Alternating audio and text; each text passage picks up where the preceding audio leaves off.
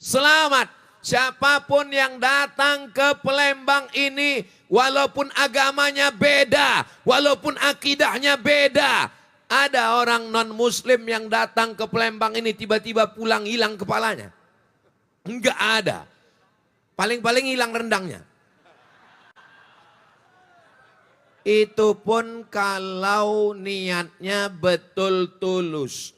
Tidak mungkin rendang sebanyak itu apinya kecil.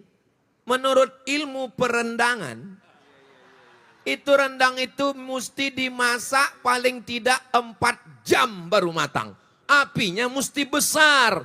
Apalagi kalau sampai 100-200 kilo. Jadi kalau apinya kecil, rendangnya sebanyak itu ditinggalkan. Itu memang namanya rendang konspirasi. Orang Palembang, wah, tunggu jangan tepuk tangan dulu, tunggu. Wajib menjaga harkat martabat harga dirinya. Saudaraku yang dimuliakan Allah Subhanahu wa taala, saya datang kemari sudah bertahun-tahun dibawa oleh Sayyidi Habib Mahdi bin Syekh. Langsung tiba-tiba panas-panas diangkut. Sudah saya arahkan. Orangnya nggak mau denger. Ini panas. Belum masak. Masih. Ini aku tinggalin bentar ke toilet, tiba-tiba hilang. Gimana ceritanya, Pak? Jadi saya larang. Nanti ada apa-apa nih. Ini kan posisinya panas. Jangan sampai anak-anak atau anak kecil tersimpa oleh aqua rendang yang panas ini. Tapi alhamdulillah ya kita udah berusaha semaksimal mungkin. Lenyap seketika. 1 menit belum sampai. Ludes. Siapa yang makan? Nggak tahu siapa yang makan. Ya orang yang pada ngambil semuanya di sini. Banyak loh, Pak, ratusan kilo loh. Iya. Ini seketika. Penuh loh. Iya. Aku yang ambil tadinya, ngapain banyak? Ambil lagi. Itu kan sendiri. Ya kan nggak matang-matang yuk. Apinya kecil. Aku bilang 10 jam nggak matang-matang ini. Iya. Berarti ngambil sendiri ya berarti. Udah si Pak Polisi dilepaskan pulang aja. Tapi caranya manajernya tadi ada yang kurus ya. Ada manajernya tadi masih ada manajer. Jadi kita sudah mendengarkan bagaimana tanggapan dari Ustadz Abdul Somad. Jadi buat teman-teman di sini, Willy Salim ini orang Kristen, masak untuk orang yang mau berbuka puasa. Tidak masalah, mungkin dia mau berbagi. Tapi yang menjadi permasalahan adalah dia ini mempermalukan orang Palembang dan mempermalukan umat muslim. Dia ini masak daging rendang sebanyak 200 kilo dengan api yang kecil. Mak-mak di sana mengatakan ini sampai 10 jam pun nggak akan matang. Kemudian Willy Salimnya ke toilet, tapi dalam hitungan detik rendangnya ludes. Ini kan terbukti ini settingan mempermalukan Palembang, mempermalukan umat muslim. Dan kalau kita bahas masalah rendang, dulu juga Gus Miftah pernah mengatakan sejak kapan rendang itu punya agama.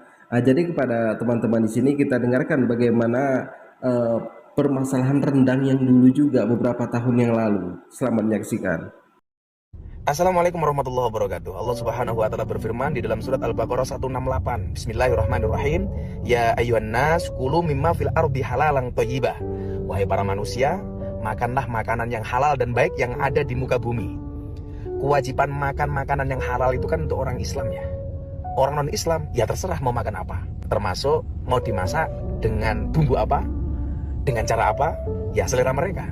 Saya justru berterima kasih dengan para penjual makanan yang menjual makanan haram dan memberikan label non halal, sehingga ketika melihat makanan non halal yang kita lakukan jangan emosi, cukup nggak usah dibeli, selesai.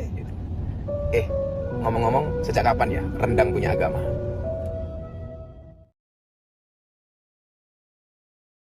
Anda bisa lihat yang halaman 210 ya, tulisannya begini ya, tulisannya begini 210 ya. Ini angka apa? Angka apa ini? Bukan Arab, Hindi.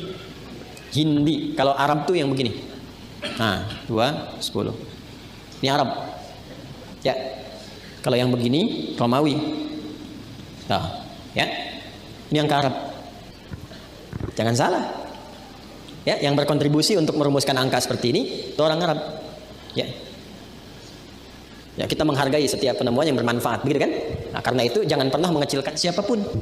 Ya, jangan pernah mengecilkan siapapun. Apalagi kalau sudah menjadi tradisi. Ya. Ada pertanyaan, sejak kapan rendang itu punya agama? Maka dijawab. Apa jawabannya? Sejak batik, calung, angklung punya kewarganegaraan. Paham? Sejak kapan rendang punya agama? Sejak batik, calung, dan angklung punya kewarganegaraan. Paham jawabannya? Paham. Kalau batik diklaim sama Malaysia, mau tidak? Tidak. Orang Indonesia akan mengatakan batik itu budaya Indonesia, sudah melekat.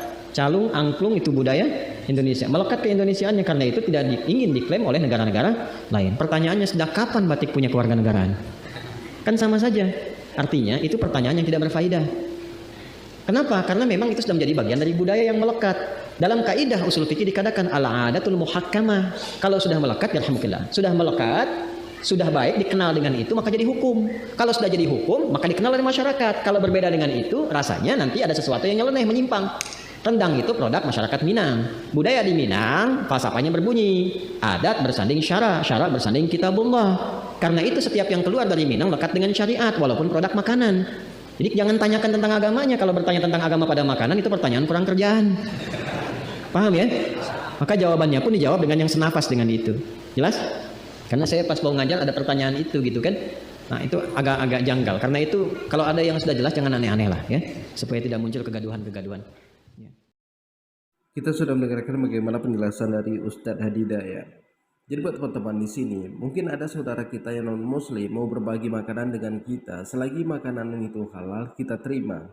Tapi, ada tapinya. Tapinya adalah, jangan membuat konten settingan. Ini kan seperti Willy Salim ini, rendangnya hilang, ludes dalam hitungan detik. Seolah-olah apa? Orang Palembang itu nggak pernah makan rendang, belum pernah ngeliat rendang, belum pernah ngecicipin rendang. Jadi yang dirujak netizen itu kan orang Palembang. Kita berpikir lagi, dia masak untuk orang yang mau berbuka puasa. Yang rusak kan muslimnya, seolah-olah muslim itu nggak pernah makan rendang. Jadi ini peringatan kita pertama dan terakhir kepada saudara kita yang di Kristen, kalau mau berbagi silahkan. Tapi jangan dibuat settingan. Nah, jadi kepada teman-teman di sini mungkin cukup sekian. Assalamualaikum warahmatullahi wabarakatuh.